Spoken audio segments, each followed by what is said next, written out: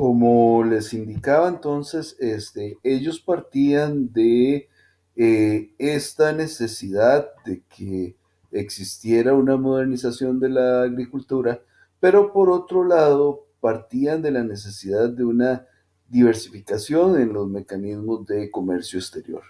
Comprenderán ustedes entonces que esta visión también impactó de manera importante a los profesionales en el campo de la planificación. Tenemos que recordar que, por decirlo de alguna manera, esta es la primera generación de intelectuales que tenían además la formación en planificación social. Y entonces fueron dos elementos los que estructuraron el núcleo duro del proceso de, por decirlo así, institucionalización profesional de la disciplina. Por un lado, la presencia de los sistemas de planificación estatal fue uno de los nortes a seguir por parte de esta primera generación, que se traducía en aspiraciones de poder insertarse en la estructura del Estado a través de las no pocas oficinas de planificación que se estaban generando. Pero por otro lado, teniendo en cuenta una gran expansión de los partidos políticos y la toma, por decirlo así, también de la acción política en el marco de las universidades. Esto impactó entonces de manera importante la orientación ideológica del quehacer del planificador. De alguna manera uno podría resumir la estructura de este pensamiento en la siguiente frase. Queremos hacer un cambio social, pero este cambio social debe estar inscrito dentro de las plataformas institucionales para ellos. Plataformas institucionales que además eran los departamentos o las oficinas de planificación de los gobiernos. Esto tuvo una consecuencia muy grande en las estructuras de conocimientos, porque por un lado, las lecturas que se hacían de la realidad social por parte de los planificadores cada vez estaban más cercanas a la disciplina de la economía y menos cercanas a disciplinas que tenían que ir directamente involucradas con individuos y no necesariamente con las estructuras. Esto ocasionó de alguna manera que existiera una visión un tanto marginal de lo que eran los papeles de la organización social, más allá de la acción estatal, de los individuos para la transformación social.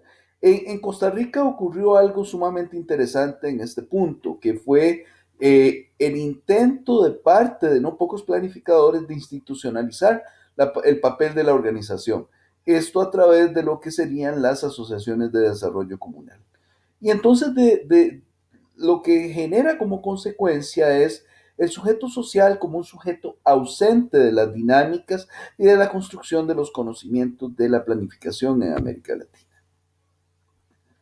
Entonces, lo que podemos ver en este momento histórico es el desarrollo como concepto y como eje orientador, tanto a nivel ideológico como de acción contextual del propio planificador, y además una gran diferencia ideológica que va a dar como consecuencia que el planificador se dedique fundamentalmente a desarrollar diagnósticos, a formalizar modelos analíticos y a formalizar modelos normativos, modelos y diagnósticos que no necesariamente van a llegar a ser nunca en el ejercicio propio de la acción del planificador lo que ocurría en la realidad. Entonces se establece una gran distancia ideológica entre lo que el planificador decía que debía hacerse en las acciones que ese planificador en el marco de gobierno debía ejecutar y además, hasta cierto punto, una especie de frustración institucionalizada en el gremio de los planificadores por no poder incidir como disciplina directamente en lo que se deseaba. Sintetizando este periodo, podríamos decir que la imagen objetivo de los planificadores no iba de la mano con ese contexto político, económico y cultural donde se estaba viviendo la planificación. El enfoque instrumental, y esto es lo que nos interesará en el curso, se circunscribía a otros modelos de sociedad, modelos donde la planificación en economías centralmente planificadas habían tenido mucho éxito casualmente porque el Estado tenía un control de variables económico-político-estratégicas que no necesariamente se tenían en América Latina, lo que generó como consecuencia una gran asimetría entre lo que se planificaba y lo que se podía ejecutar. Entonces, ¿cuáles son, a manera de cierre, algunos de los elementos importantes que debemos tomar en cuenta? Uno, el contexto actual de la acción de la planificación dentro de los gobiernos en América Latina ha cambiado. Esto ha tenido como consecuencia una gran explosión y una gran difuminación de las áreas de conocimiento que implican nuevas dificultades operativas en la producción de procesos racionales para el control de lo político.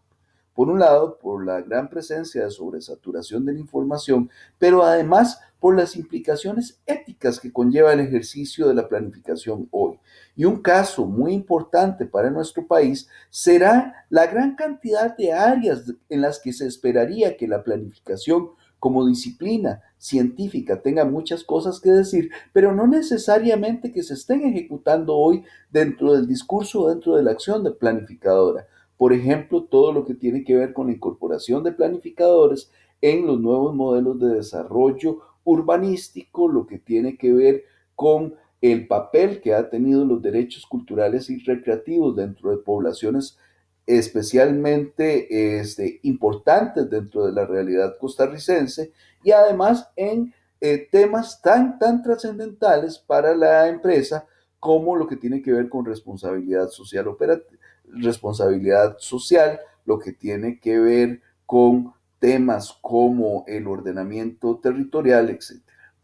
Entonces podemos concluir que existen nuevos actores y en este marco nuevas emergencias y nuevos actores colectivos. También aparecen nuevos problemas y reaparecen viejos problemas, complejizando aún más la situación operativa del planificador a nivel de la utilización de métodos y de enfoques de trabajo. Es por esto que durante esta primera semana les he planteado la necesidad de un ejercicio para trabajar individualmente. Este ejercicio ya se los había puesto en el aula virtual, pero me interesaría que veamos dos cosas. La reflexión que a mí me interesa tiene dos niveles en las que deseo que trabajen. Por un lado, quiero que a partir de los conocimientos en sus campos específicos nos ayuden a comprender un poco más cuál es la experiencia que ustedes han tenido en materia de planificación, sabiendo que posiblemente haya muchos no planificadores, pero partiendo del principio de que toda disciplina científica, tecnológica, da algunos insumos sobre lo que debe planificarse y el cómo debe planificarse. Y a partir de esto, me interesa fundamentalmente que vean cuáles retos se plantean para la propia maestría y para ustedes mismos como personas que están insertándose en esta reflexión. Por otro lado, entonces, estoy dejando al menos 4 puntos guías que es a los que quiero que se refieran. ¿Qué elementos de planificación les fueron enseñados a ustedes en su formación base? ¿Cómo fue que se enseñaron y qué consecuencias? Además, ¿qué vacíos tienen como gremio, a partir de su profesión base en estos procesos de planificación? ¿Qué consecuencias para su posicionamiento como personas tiene el poder interactuar con prácticas previas?